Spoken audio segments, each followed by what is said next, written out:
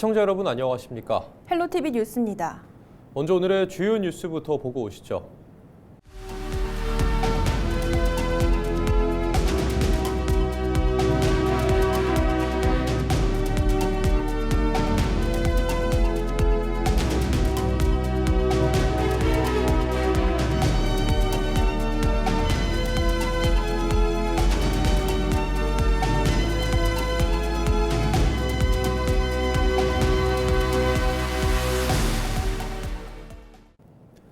가덕도 신공항과 부산 도심을 철도로 잇는 가덕도 신공항철도 연결선 사업이 10일 정부의 예비 타당성 조사를 통과했습니다. 이번 사업은 총 사업비 6,025억 원을 투입해 부전 마산 복선 전철과 부산 신항선을 연결하는 6.58km 복선 철도를 신설하는 사업입니다. 철도가 개통되면 ITX 마음 열차가 약 25분 간격으로 운행돼 부전역에서 가덕도 신공항까지 약 26분, 울산 태화강역에서는 약 92분이면 이동할 수 있습니다. 부산 신항과 울산 신항 간 화물 이동 거리도 약 60km 단축돼 물류비 절감과 동남권 트리포트 교통망 구축에도 도움이 될 전망입니다. 부산시는 2029년 착공해 가덕도 신공항 개항 시기에 맞춰 2031년 사업을 완료한다는 목표로 기본계획 수립 등 후속 절차를 정부와 협의해 나갈 계획입니다. 부산시가 부전역 복합환승센터 조성 사업을 본격 추진합니다. 시는 지난해 관련 예산을 선제적으로 확보하고 지난달에는 용역에 착수한 데 이어 11일 관계기관과 함께 추진 방향을 공유하는 착수 보고회를 열었습니다. 이번 용역을 통해 수요 예측과 사업 편익 분석을 통해 최적의 환승 체계와 교통시설 배치안을 도출하고 주변 지역 도시재생 방안까지 종합적으로 수립할 계획입니다. 부산시는 내년 2월까지 용역을 완료하고 2029년까지 민간 사업자 선정과 세부 계획 수립 과정 등을 마무리한 뒤 2030년에는 복합 환승센터를 본격 착공한다는 방침입니다. 중동 사태 여파로 고공행진을 이어가던 부산 지역 주유소 기름값도 하락세로 돌아선 것으로 나타났습니다. 한국석유공사가 운영하는 유가 정보 시스템 오피넷에 따르면 11일 오전 10시 기준 부산의 휘발유 평균 가격은 리터당 1,882.59원으로 전날보다 1.16원 떨어졌습니다. 경유 가격 역시 리터당 1,903.19원을 기록하며 0.69원 내렸습니다. 경남의 휘발유 평균 가격은 리터당 1,899원, 경유는 1,935원이었습니다.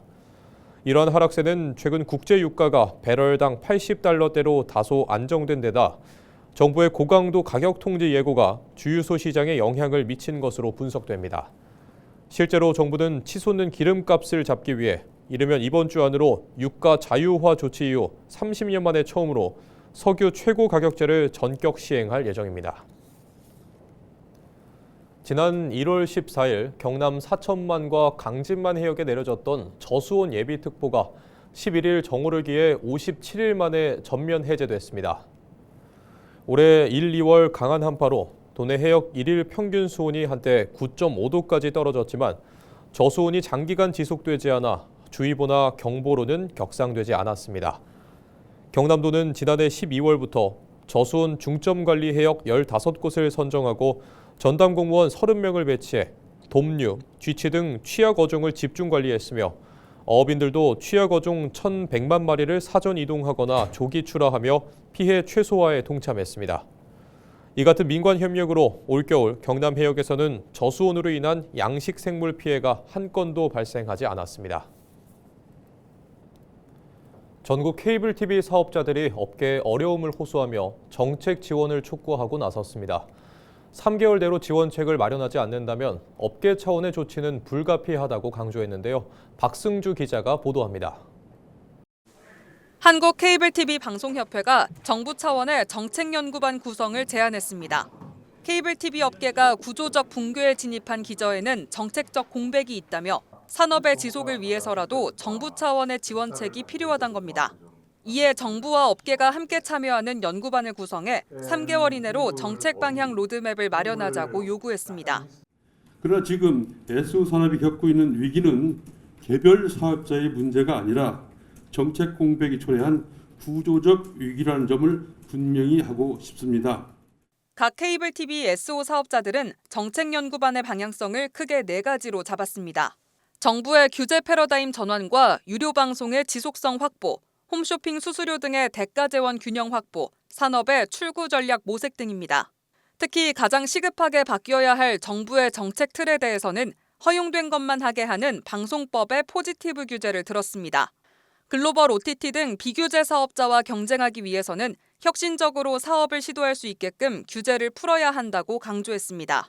지금은 요금, 상품 구성, 편성, 영업, 모든 걸 계약, 모든 것을 법에서 정해진 대로만 해야 되고 시장 상황이 OTT나 어떤 새로운 사업자가 진입해서 상황이 변했는데도 법이 바뀌지 않는 한 여기에 있는 사업자분들은 그 법에서 정해진 대로만 해야 되는.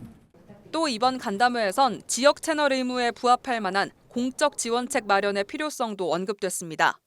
케이블 TV 방송국은 허가된 사업자로서 지역 채널 운영과 지역 특화 재난방송 진행, 기초단체장 등 중앙에선 집중하지 않는 기초단위 선거방송까지도 도맡고 있는 상황입니다.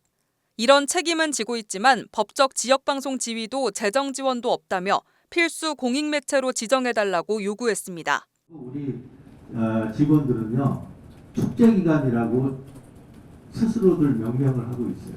힘든 기간이지만 우리 회사의 가치를 알리고 세상에 어느 방송사도 하지 못하는 그런 일을 우리가 스스로 할 수 있다는 자부심으로, 그게 저는 지역 채널의 정체성이고 가치라고 생각합니다. 한편 협회는 이번 제안을 정부가 받아들이지 않는다면 업계 차원의 조치를 마련할 수밖에 없다고 경고했습니다. 우선 방송통신발전기금 납부를 전면 유예하겠다고 밝혔습니다. 현재 방송통신발전기금은 방송사업 매출의 1.5%를 일괄적으로 부과하는 구조인데 2024년 기준 케이블 TV SO의 영업이익률은 사실상 0% 수준이란 겁니다.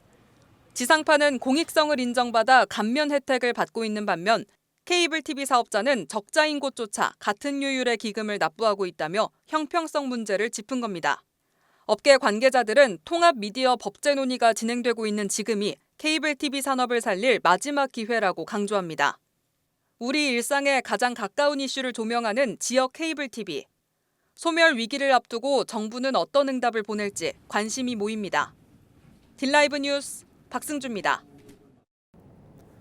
광안대교 상습 끼어들기 문제를 해결하기 위해 설치된 인공지능 무인 단속 카메라가 실제 단속에 투입될 전망입니다. 경찰청은 최근 관련 규정을 개정해 기존 캠코더나 드론 외 고정식 무인 단속 카메라로도 진로 변경 위반을 상시 단속할 수 있도록 법적 근거를 마련했습니다. 지금까지 무인 단속 카메라는 속도 위반과 신호 위반, 교차로 통행 위반 등에서만 활용할 수 있었습니다. 이에 따라 지난 2023년 광안대교 2기대 분기점에 설치된 딥러닝 기반의 AI 단속 장비를 활용해 진로 변경 위반 단속이 가능해졌습니다. 부산시는 시스템 오류율을 보완하고 부산경찰청과 단속기 변경 여부 등을 논의한 뒤 실제 단속 시기를 결정할 방침입니다. 광안대교 조명이 최근 핀란드에서 열린 2026년 제3회 도시 및 조명 어워드에서 본상 2위를 수상했습니다. 이 상은 국제도시조명연맹이 주관하는 글로벌 행사로 지속가능한 도시개발을 위해 조명을 효과적으로 활용한 우수 프로젝트를 격려하기 위한 것입니다. 부산시는 이번 수상이 단순 경관 연출을 넘어 지능형 데이터 기반 조명 체계를 구축하고 도시 환경과 문화를 유기적으로 결합한 점을 국제적으로 인정받은 결과라고 평가했습니다. 국회 농림축산식품해양수산위원회가 오는 23일 황종우 해양수산부 장관 후보자에 대한 인사청문회를 엽니다. 농해수위는 11일 전체 회의를 열고 여야 합의로 이 같은 내용이 담긴 인사청문회 실시 계획서를 채택했습니다. 황 후보자는 부산 동고와 서울대 사법학과를 졸업한 뒤 행정고시 38회로 공직에 입문했으며 해수부 대변인과 해사 안전국장, 기획조정실장 등 부처 내 주요 보직을 두루 거쳤습니다. 부산시 교육감 재선거 과정에서 공무원들을 선거운동에 동원한 혐의로 기소된 최윤홍 전 부산시 부교육감에게 검찰이 징역 1년을 구형했습니다. 검찰은 10일 부산지법에서 열린 결심 공판에서 함께 기소된 교육청 간부 3명 중 2명에게는 각각 징역 10개월, 나머지 1명에게는 벌금 100만 원을 선고해달라고 재판부에 요청했습니다. 최 전 부교육감은 지난해 3월 교육감 재선거를 앞두고 교육청 직원들에게 토론회 자료 작성을 지시하고 학교장과 교원들에게 지지를 호소하는 문자를 발송한 혐의를 받고 있습니다. 최 전 부교육감은 오는 6월 부산시 교육감 선거에 예비 후보로 등록한 상태로 벌금 100만 원 이상 또는 징역형 집행유예 이상이 확정되면 피선거권이 제한됩니다. 1심 선고 공판은 오는 31일 부산지법에서 열릴 예정입니다. 올해 함안 낙화놀이가 오는 5월 24일 경남 함안군 무진정 일원에서 열립니다. 함안군은 관람객 안전관리를 위해 전체 관람 인원을 5,800명으로 제한하고 사전 예약제로 행사를 운영합니다. 1차 예약은 오는 23일부터 27일까지 읍면사무소에서 함안 군민 800명을 선착순 모집하고 2차 예약은 다음 달 1일 오전 10시부터 예스24에서 전 국민 4,000명을 받습니다. 또 올해는 처음으로 고향사랑 기부제와 연계해 1,000명을 별도 모집합니다. 낙화 점화는 24일 오후 7시쯤 진행될 예정이며 함안군은 임시주차장과 셔틀버스를 운영하고 암표 거래 방지를 위해 예약권 양도와 판매를 제한할 방침입니다. 경남도 무형유산인 함안 낙화놀이는 16세기 조선 선조 때 한강 정구 선생이 시작한 전통 민속 행사로 일제강점기 중단됐다가 1960년 복원돼 오늘날까지 이어지고 있습니다. 10일 저녁 7시 30분쯤 경남 김해시 흥동 칠산 교차로 인근 도로에서 교통사고를 수습하던 60대 운전자가 다른 차량에 치여 숨졌습니다. 이 운전자는 앞서 단독 사고가 난 자신의 차량 상태를 확인하던 중 2차로를 달리던 승용차에 치인 것으로 알려졌습니다. 이 사고로 60대 운전자는 심정지 상태로 병원에 이송됐으나 끝내 숨졌으며 동승한 60대 여성 1명과 50대 남성 1명도 다쳐 병원으로 옮겨졌습니다. 경찰은 사고를 낸 50대 승용차 운전자를 교통사고 처리 특례법상 치사 혐의로 불구속 입건하고 정확한 사고 경위를 조사하고 있습니다.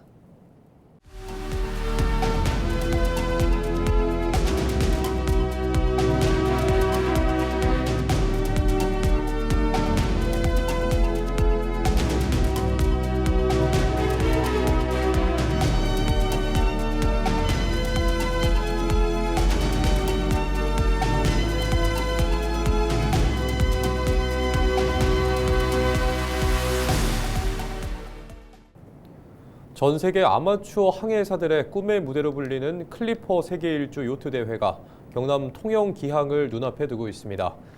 10척의 대형 레이스 요트와 20여 개국 선수단이 통영을 찾게 되는데요. 통영시는 사전 행사 준비 상황을 발표하며 성공적인 개최에 대한 기대감을 높였습니다. 표영민 기자가 보도합니다. 국내의 주요 요트 대회가 열리는 통영 도남항입니다. 크고 작은 요트들로 가득한 이곳은 오는 16일부터 세계 최고 권위의 클리퍼 세계 일주 요트대회 기항지 행사가 열리는 주무대가 됩니다. 클리퍼 세계 일주 요트대회는 11개월 동안 6대양을 일주하는 세계 최장거리 요트 레이스입니다. 대회를 앞두고 통영시는 기자회견을 열어 기항지 행사 계획을 공개했습니다. 기항 기간에는 선수단 환영식을 시작으로 시민들이 직접 레이스 요트를 내부를 둘러볼 수 있는 오픈보트 프로그램과 요트 투어 등 다양한 체험 행사가 마련됩니다. 요트협회는 국제항해 경로에서 통영이 갖는 지리적 상징적 의미가 크다고 평가합니다. 대한민국 최초로 또 세계 일주라는 거대한 이벤트를 저희가 유치를 하게 된 것이고 이를 토대로 앞으로 세계적인 국제적인 해양 관광 도시로서 경남 통영이 성장할 수 있는 시스템을 마련하고자 합니다.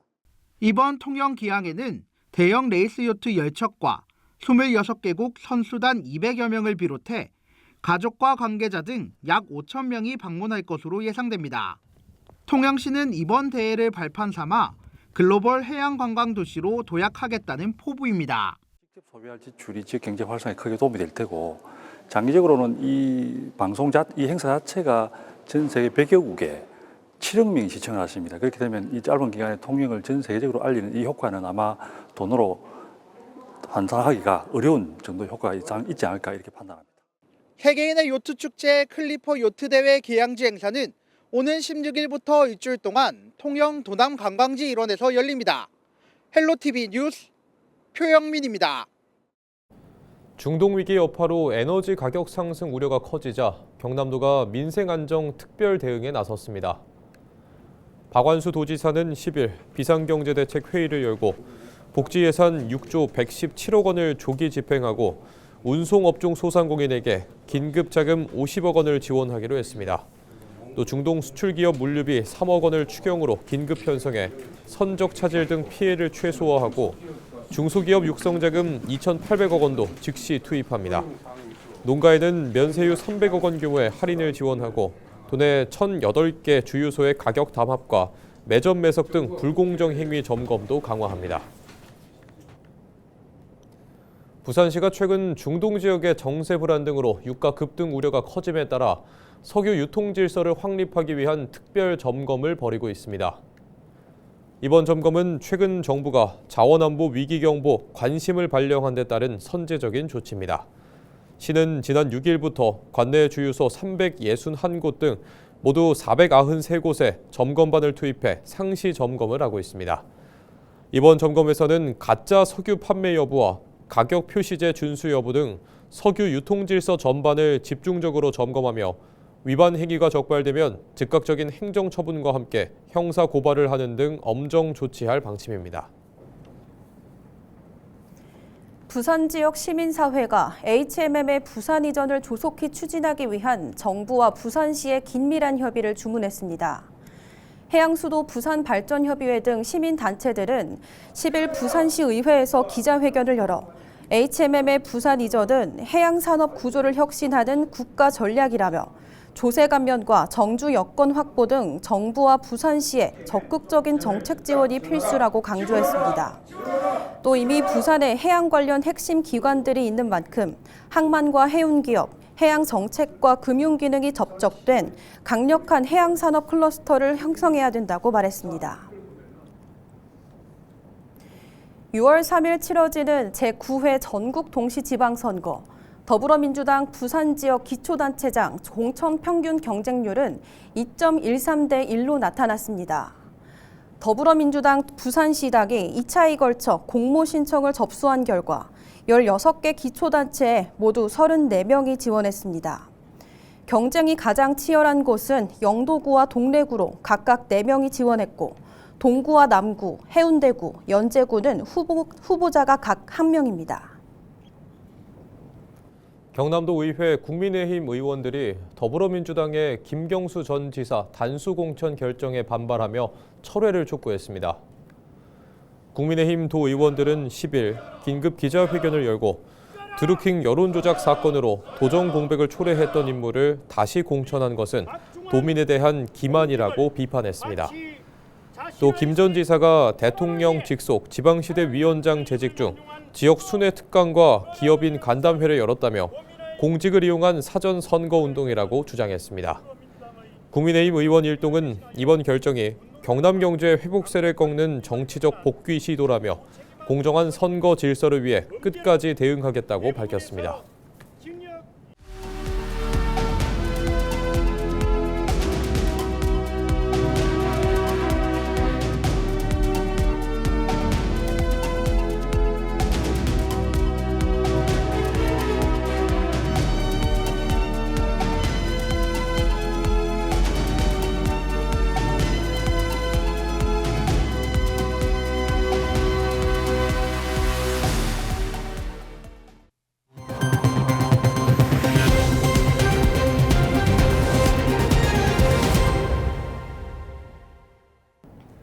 이상으로 뉴스를 마칩니다. 시청해주신 여러분 고맙습니다.